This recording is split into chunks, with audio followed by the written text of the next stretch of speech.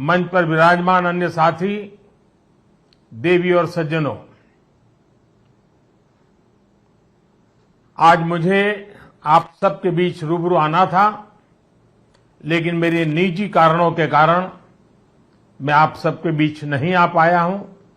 इसके लिए मैं आपकी, बंगाल की क्षमा चाहता हूं। बंगाल की पुण्य धरती को, कोलकाता की ऐतिहासिक धरती को आज मेरे लिए नमन करने का अवसर है। बंगाल के कण कण में आजादी के आंदोलन का इतिहास समाहित है। जिस धरती से वंदे मातरम का जयघोष हुआ, वहां अभी वंदे भारत ट्रेन को हरी झंडी दिखाई गई। आज 30 दिसंबर की तारीख का भी इतिहास में अपना बहुत महत्व है। ये अपने गांव में स्टेशनरी बिजनेस शुरू करके हर महीने 2 लाख कमा रहे हैं। आपके गांव में भी ये करना है तो फ्रीडम ऐप को अभी डाउनलोड कीजिए। 30 दिसंबर 1943 उस दिन ही नेताजी सुभाष ने अंडमान में तिरंगा फहराकर भारत की आजादी का बिगुल फूंका था। इस घटना के 75 वर्ष होने पर साल 2018 में मैं अंडमान गया था। नेताजी के नाम पर एक द्वीप का नामकरण भी किया था और अब इस समय देश आजादी के 75 वर्ष का पर्व मना रहा है, अमृत महोत्सव मना रहा है। इसी अमृत महोत्सव में देश ने 475 वंदे भारत ट्रेन शुरू करने का संकल्प लिया था। आज इसी में से एक हावड़ा न्यू जलपाईगुड़ी वंदे भारत ट्रेन यहां कोलकाता से शुरू हुई है। आज ही रेलवे और मेट्रो की कनेक्टिविटी से जुड़े अन्य प्रोजेक्ट्स का भी लोकार्पण और शिलान्यास हुआ है। करीब 5,000 करोड़ रुपए की लागत से जोका बीबीडी बाग मेट्रो प्रोजेक्ट पर काम हो रहा है। इसमें से जोका तरालता मेट्रो रूट बनकर तैयार हो गया है। इससे शहर के लोगों की ईज ऑफ लिविंग और बढ़ेगी।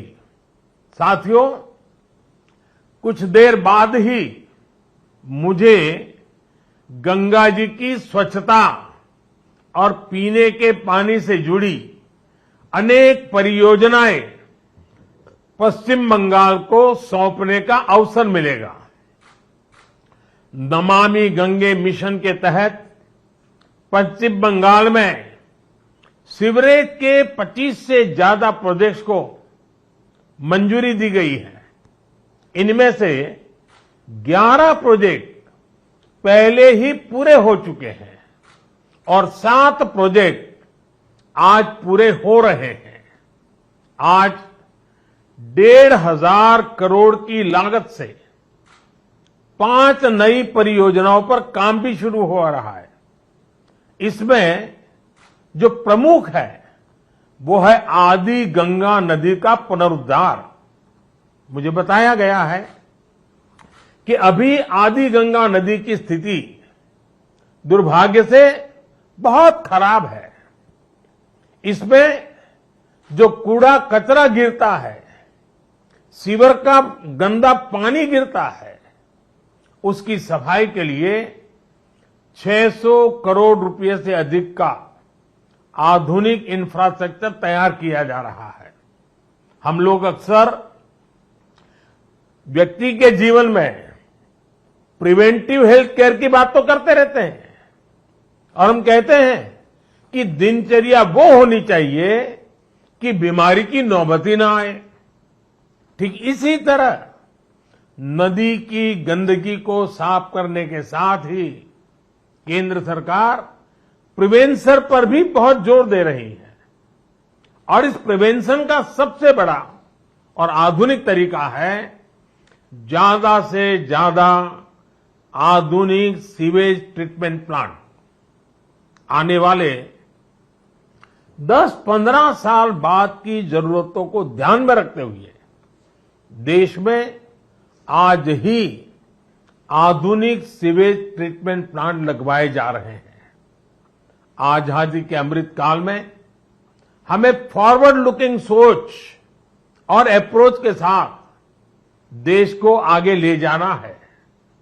साथियों, इस 21वीं सदी में भारत के तेज विकास के लिए भारतीय रेलवे का भी तेज विकास, भारतीय रेलवे में तेज सुधार, ये सारी बातें बहुत जरूरी हैं। इसलिए आज केंद्र सरकार भारतीय रेलवे को आधुनिक बनाने के लिए, रेलवे इंफ्रास्ट्रक्चर को आधुनिक बनाने के लिए रिकॉर्ड इन्वेस्टमेंट कर रही है। आज भारत में भारतीय रेलवे के कायाकल्प का राष्ट्रव्यापी अभियान चल रहा है। आज वंदे भारत, तेजस, हमसफर जैसी आधुनिक ट्रेनें देश में बन रही हैं। आज विस्टाडोम कोचेज रेल यात्रियों को नए अनुभव करा रहे हैं। आज सुरक्षित आधुनिक कोचेज की संख्या में रिकॉर्ड वृद्धि हो रही है। आज रेलवे स्टेशन को भी एयरपोर्ट की तरह विकसित किया जा रहा है। न्यू जलपाईगुड़ी स्टेशन भी इसी लिस्ट में शामिल है। आज रेलवे लाइनों का दोहरीकरण, रेलवे लाइनों का बिजलीकरण जिस रफ्तार से हो रहा है वो पहले कभी नहीं हुआ। देश में जो ईस्टर्न और वेस्टर्न डेडिकेटेड फ्रेट कॉरिडोर बन रहे हैं वो लॉजिस्टिक्स सेक्टर में क्रांतिकारी बदलाव लाने वाले हैं।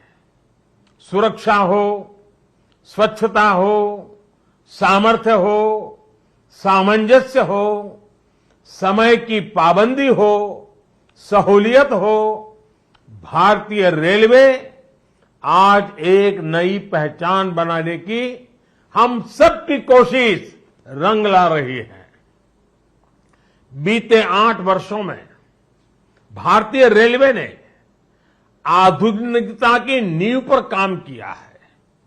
अब आने वाले 8 वर्ष में हम भारतीय रेलवे को आधुनिकता की नई यात्रा पर निकलते हुए देखेंगे।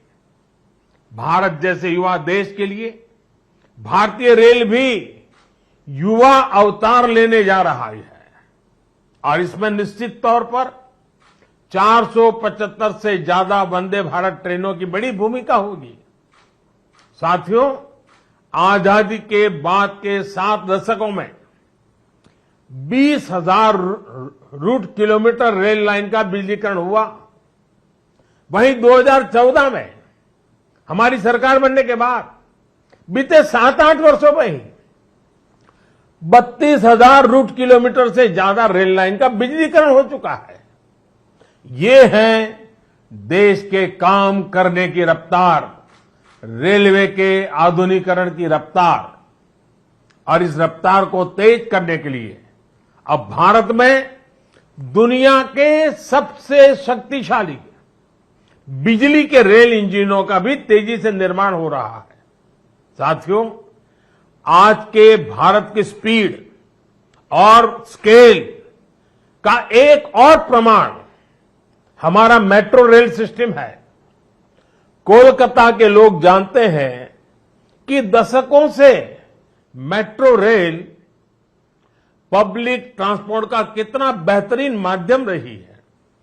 2014 से पहले तक देश में कुल मेट्रो नेटवर्क 250 किलोमीटर से भी कम था और इसमें भी सबसे बड़ी हिस्सेदारी दिल्ली एनसीआर की ही थी।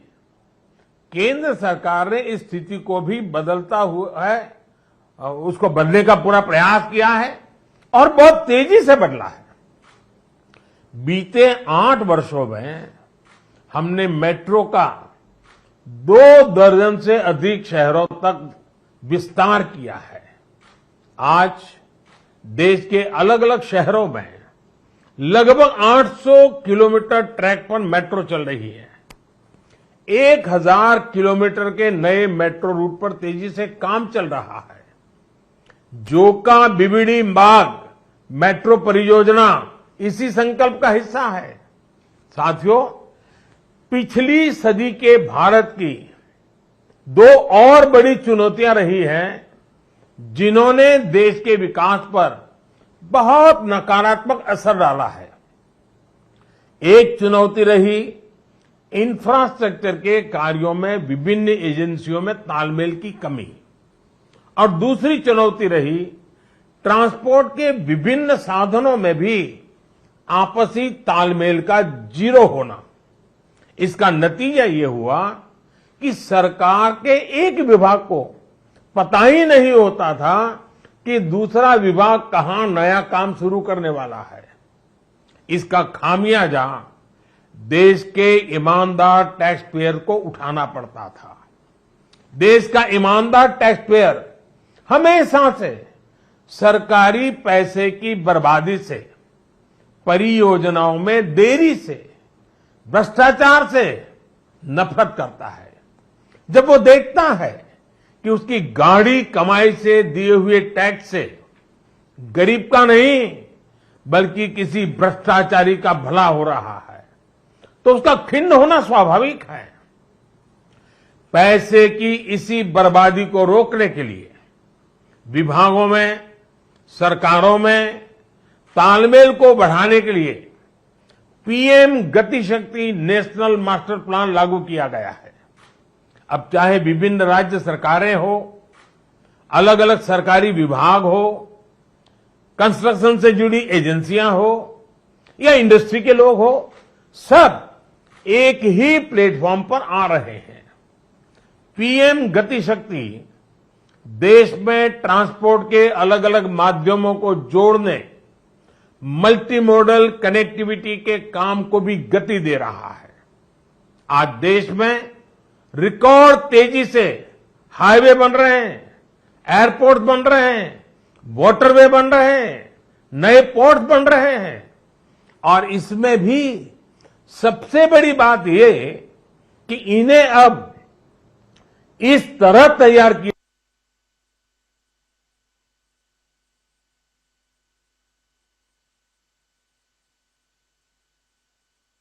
हाईवे। साथियों, 21वीं सदी में तेजी से रेलवे स्टेशन, एयरपोर्ट से कनेक्टिविटी हो, लोगों को ट्रांसपोर्टेशन के दौरान सीमलेस कनेक्टिविटी भी मिले।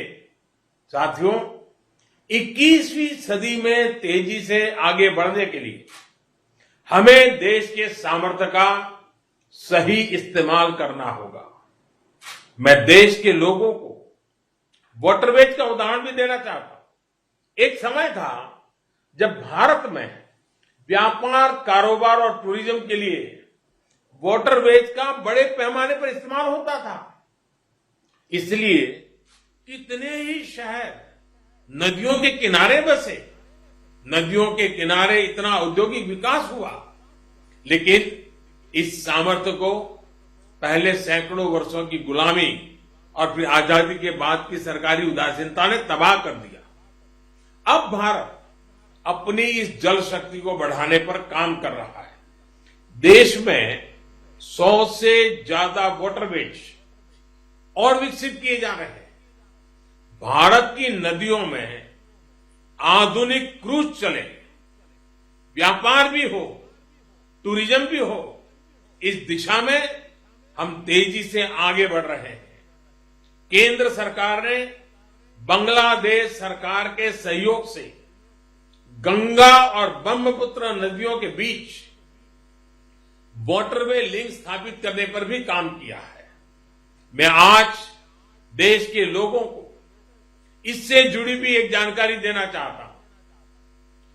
13 जनवरी 2023 को काशी से, वाराणसी से एक क्रूज जा रहा है जो 3200 किलोमीटर लंबे वाटरवे से होते हुए, बांग्लादेश से होते हुए डिब्रूगढ़ तक पहुंचेगा।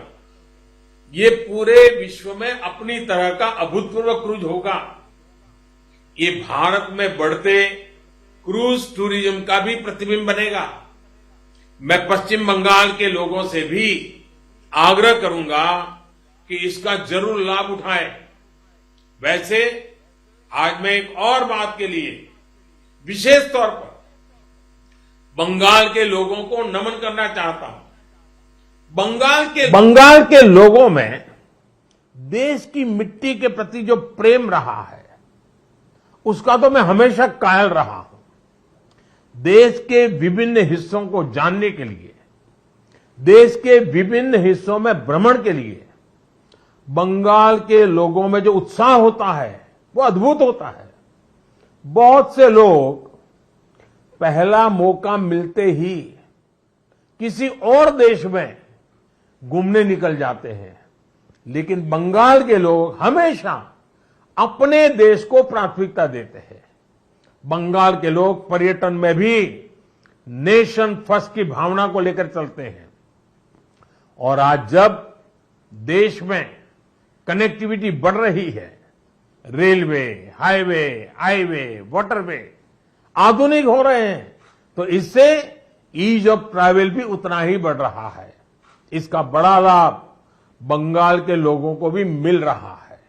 साथियों, गुरुदेव टैगोर द्वारा रचित प्रसिद्ध पंक्तियां हैं, ओ ओमार देशेर माटी, तोमार पौरे ठेकाई माथा, यानी हे मेरे देश की माटी, मैं तुम्हारे आगे अपना सर झुकाता हूं। आजादी के इस अमृत काल में मातृभूमि को सर्वोपरि रखते हुए हमें मिलकर काम करना है। आज पूरी दुनिया भारत को बहुत भरोसे से देख रही है। इस भरोसे को बनाए रखने के लिए हर भारतीय को पूरी शक्ति लगा देनी है। हमें हर दिन का उपयोग राष्ट्र निर्माण में करना है, हर पल का उपयोग राष्ट्र निर्माण में करना है। देश सेवा के कार्यों में हमें रुकना नहीं है। इन्हीं शब्दों के साथ मैं अनेक परियोजनाओं के लिए बंगाल को बहुत बहुत बधाई देता हूं। फिर एक बार आपका अभिवादन करता हूं और मैं अपनी बात को समाप्त करता हूं। बहुत बहुत धन्यवाद। ये अपने गांव में स्टेशनरी बिजनेस शुरू करके हर महीने 2 लाख कमा रहे हैं। आपके गांव में भी ये करना है तो फ्रीडम ऐप को अभी डाउनलोड कीजिए।